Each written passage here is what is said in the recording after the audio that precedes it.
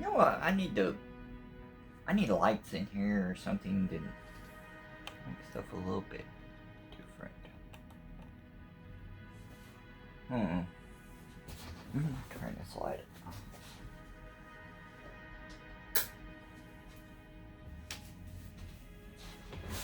Probably look a lot better if I did this during the daytime too. I mean, I don't know, probably.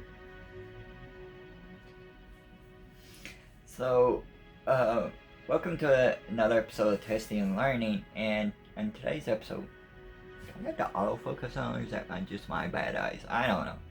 I need to get new pair of glasses. But on today's episode, I am going to be talking about this, which is a Chase Bluetooth rotatable thingy for your phone to go on. We found this really cheap at Walmart one day and in the clearance aisle, so I thought I'd grab it and see how it goes. I think I need batteries. Wait 1 second. Okay. I need batteries now.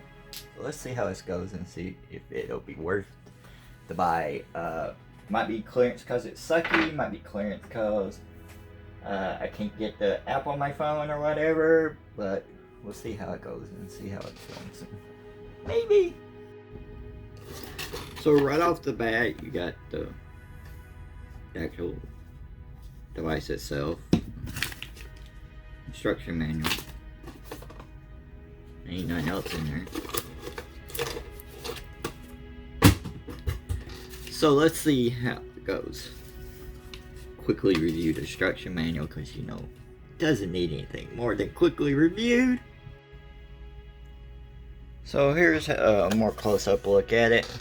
On the desk here, you guys got Chase. Focus some more better here. Some more better. It's really good English here, right? It's supposed to be one of those motion ones that that can follow you. It's really not wanting to focus very well here, but I got really cheap. I like this hologram though. I'm a sucker for shit like it. So let's open this up and initially see how it goes and just look at it and yeah. This is just me hitting the power button.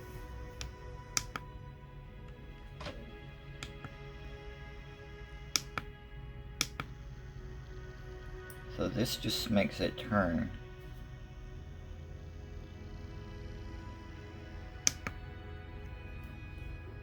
Let's see if it does more than that.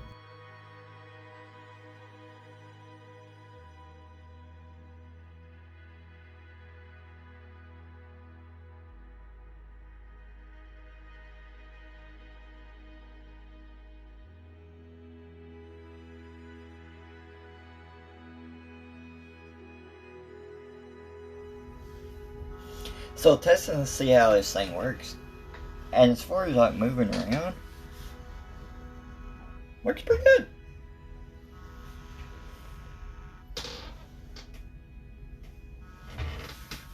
Can't stand too close to it though, because it'll begin to go out.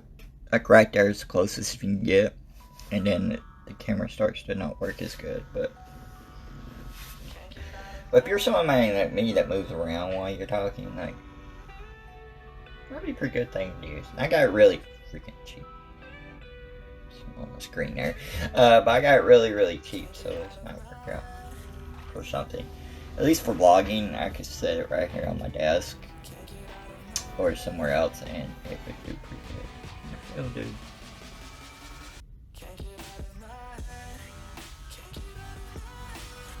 I mean, you could use this almost as like a selfie stick, I guess, if you wanted to. I wonder how many people will this still work.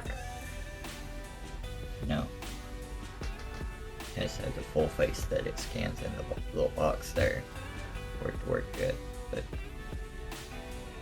I think it's alright. Like, it seems to work okay.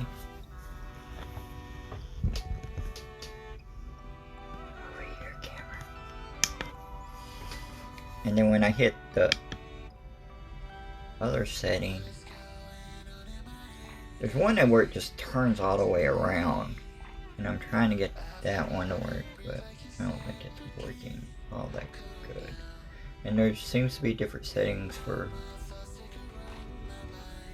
moving stuff around, but I don't think you can adjust stuff while it's recording, which is true of most programs and stuff like that. So overall, I like this. I think it works good. I wish it was adjustable to do more than just like portrait or selfie style, and I wish you could do other styles with it.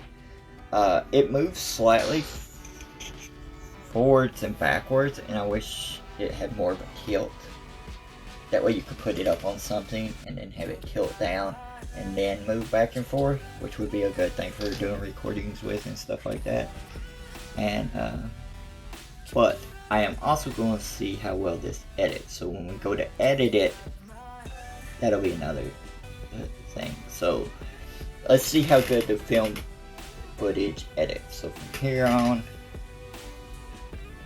I'll ramble about some stuff, and then we can do, these will be the test on the edits and see how the film looks and everything like that. Because when I was installing it and I put it together, because of course you have to download an app. At first I thought maybe the reason why it was so freaking cheap was like probably the app doesn't work anymore or something like that. You have to download the app. A little bit of process through there, but when you're doing the camera stuff, like I use Filmic Pro to film most video stuff with, that I'm not just doing on TikTok, or I'm not just doing on Instagram, because I use those cameras for those. But I use Filmic Pro for most everything else, including vlogs and stuff like that. I was hoping I'd be able to link it up with this, but it wouldn't even show up on this. So I'm using the camera where it comes with the phone, which is a pretty decent camera. It comes with the phone. So that's a drawback. You can't maybe use that unless there's some way of getting around it that I don't know. That you can't use that program that you like most with it, maybe. The other drawback, like I was talking about, was having it on top of something and like maybe tilt more. I mean, the balance would probably be off. It would do it. But I know they wanted to make it compact. A little bit wider base would probably help with that. And because your phone's not in your case when it's in this, it's going to be pretty lightweight. And I think it could bend over a little bit if it would fit down. Because it would basically be like this. You can see all my crap in the background, but but it would be basically like that. So I don't think it would be as big of a problem.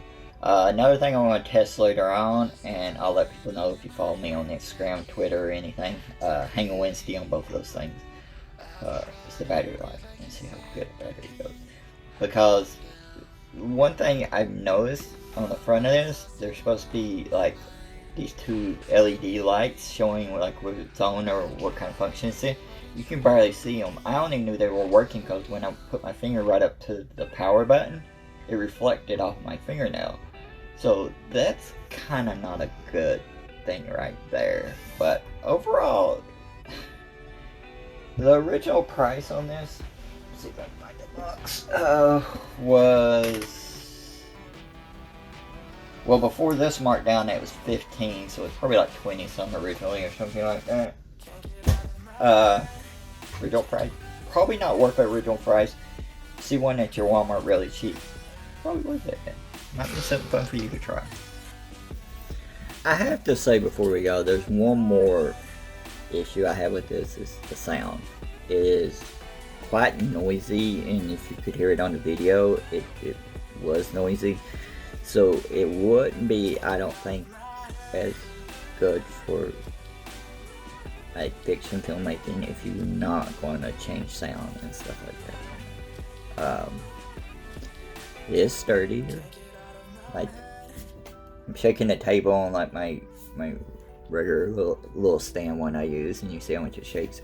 This one was turning, and I didn't see much shaking at all as it turned, and it adjusted a little bit back and forth. But Yeah, that would be about my only. That's for the price I ended up paying for it. That's basically my only gripe is the sound, really, for what I paid for. But original price for it probably would be a bigger gripe for somebody that paid the original price for it.